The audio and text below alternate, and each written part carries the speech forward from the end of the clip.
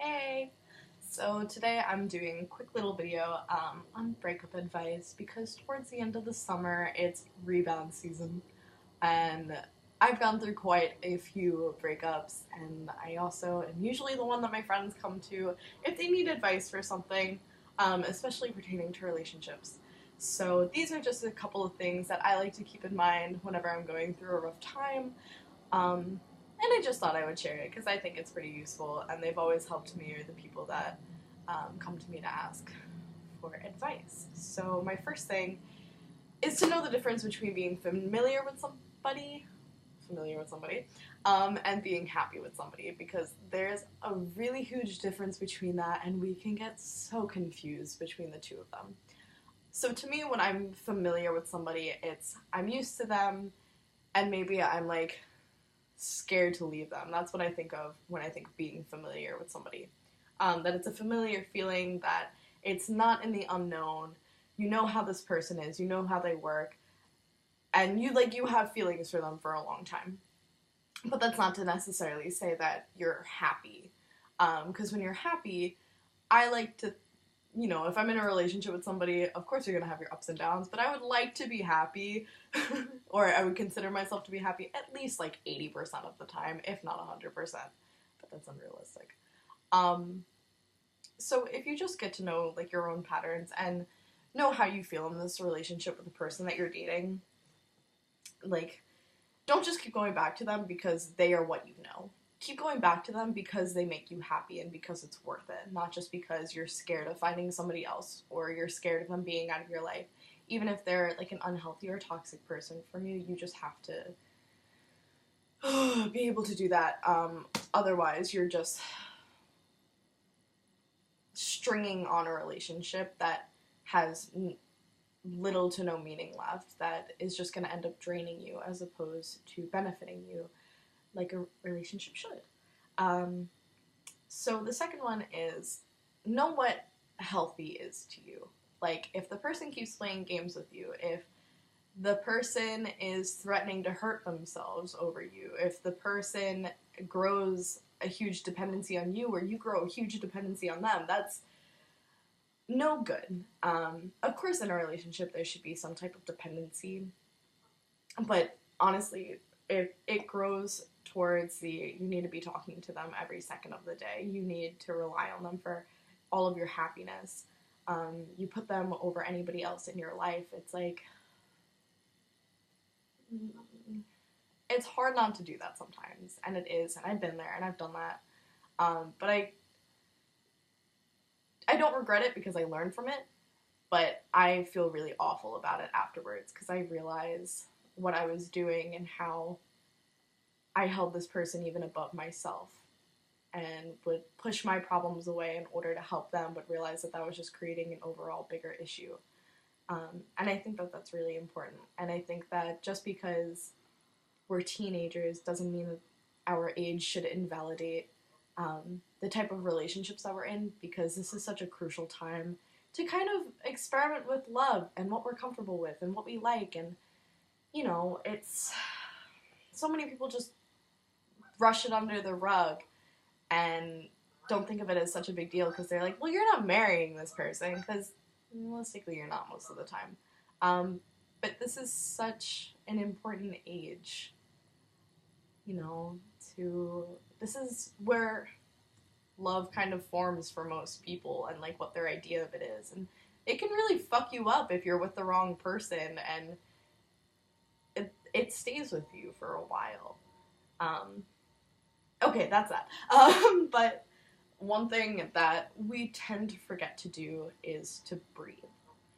Because when you're in a really stressful situation and when you know that you're about to lose somebody that means a lot to you, we get caught up and think that the world is about to fucking end.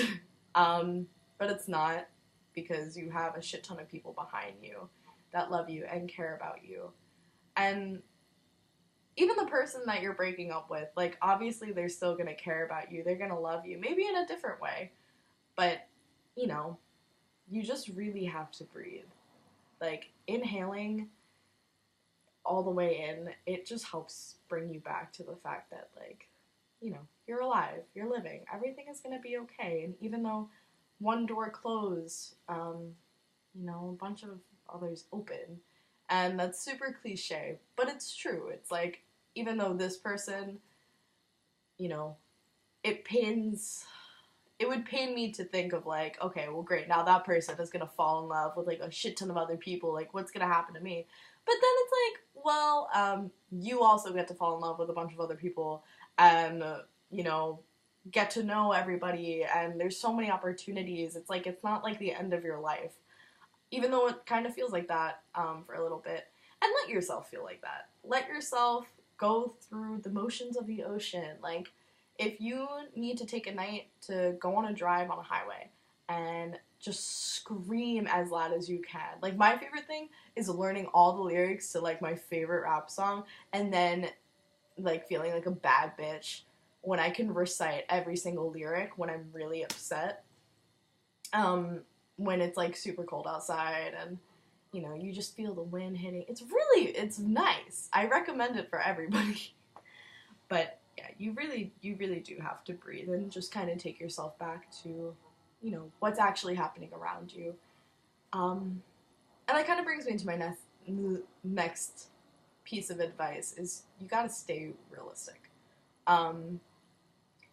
The breakup happened for a reason. There was a reason behind it. It may have been building up. It may have been sudden. But regardless, it happened. And your partner, your person, your girlfriend, your boyfriend, your whoever, you know, they may be going through the same like emotional ordeal as you, or maybe it's the easiest thing in the world for them. And, you know, sometimes it's shitty thinking that, but at the end of the day, it's like, I don't know. I've been trying to learn that love isn't really about possession, it's more of about appreciation. Now, that's really difficult for me to grasp sometimes because I was just, oh my god. I was raised in a household where it was like, guy after guy, like, you're mine. And I'm trying to, like, break away from that. But, oh my god, I totally lost my point. Well, oh, right. So they're either feeling the same as you, or they can possibly be feeling the opposite. They don't have to miss you as much as you miss them. This can be a better opportunity for them than it is for you, and it really sucks to hear that sometimes. But sometimes it just helps to just face the facts instead of sugarcoating it for yourself. Because then you start coming up with these ideals in your head and then you go crazy and it's just not worth it. Like, honestly, surround yourself with the people that you love. Go out, do something, distract yourself for a little bit, but don't just distract yourself enough to where you're not dealing with how you feel. Like, find an outlet, find something that you want to do, find something that you enjoy doing, and do it all the time because nobody's telling you not to. And I want to leave, like, my little last piece of advice as the last absolute piece of advice because it does not work for everybody. Honestly, it's not the healthiest, but it's something that my dad taught me that, like, oh my god, it helped me so much. My dad told me about his friend that got a tattoo across his forearm that said, "Your anger is a gift." And it's fucking true. Now, I'm just gonna relate this one personally, because I feel like it's the best way to explain it. Whenever I was in my bag, because as you all know, like, I'm always cheated on. I don't know what the fuck is up, but I'm like, ugh. Yeah, no, it's annoying, but I've been cheated on a lot, and it's one of the shittiest feelings ever, because you just keep going on and you're like, what could I have done better? What could I have been more for this person? Like, what did I do so wrong? What does she see in them that she doesn't see in me? Like, why couldn't I be enough? And that ate at me for a really, really long time. And there's some, like, that's a lot where, like, my own insecurities lay. It's just like, why couldn't I be enough for this person where they just wanted me? And when my dad started to notice how sad I would get over this, he would tell me, he's like, turn that sadness into anger. If you need to feel something, get angry about it. And that is one of the best things that have worked for me since then. Now, mind you, there have been times where I've acted on this anger that I created for myself and really regretted it afterwards. And majority of the time, it's the type of anger where I'm turning these, well, what did I do so wrong? Why doesn't she love me? Why doesn't she want me? Into a, fuck that bitch. Like, I was enough for her. I don't know what the fuck is wrong with her and why she thinks that she needs all these other people. Why the fuck does she think she's so, like, do you get what I'm saying? It's just like, it doesn't, in the moment, let yourself be angry. Let yourself, don't just keep shitting on yourself and thinking that you were the one who did everything wrong, when majority of the time, the downfall of a relationship is on both people. So you don't, like, you're allowed to, like, shit on that person. Like, I don't know.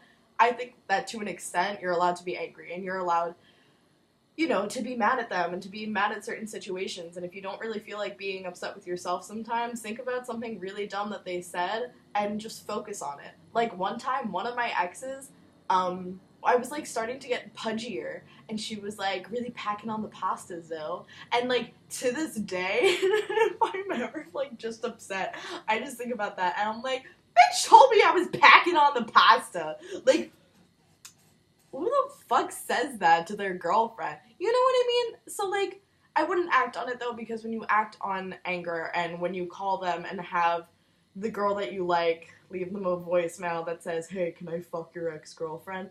Then you're gonna look like the bad guy. And you don't want to do that. But, yeah. That's pretty much how I've survived my breakups thus far. And I'm sure you might find better advice. This might be the best advice you've gotten. But at the end of the day, you know, recognize what familiar feels like versus what happy feels like. Remember to breathe. Know what's healthy for you. Like, stay realistic about what's going on and what the other person also might be going through. Like, and depend, and again, like, please take this one with a grain of salt. Anger is a gift. Your anger is a gift. Take that as you will. Take from my own personal packing all the pasta story. But, I don't know. You're gonna find somebody else. You're 14, 15, 16, 17, 18. You have an entire life ahead of you, I promise. This person, you'll be fine. They're okay, you're okay, everybody's okay. But, yeah. That's my little rant and advice about breakups. So, I mean, I hope this helped you. I mean, again, if you ever, like, have a particular situation that you want to ask me about, and what I would do, like, please, totally, you probably follow me, because, like, nobody really knows about this fucking channel. But I would be more than happy to help. So, have a lovely night. Thank you for dealing with this nearly 14-minute video, my bad. But, see you around.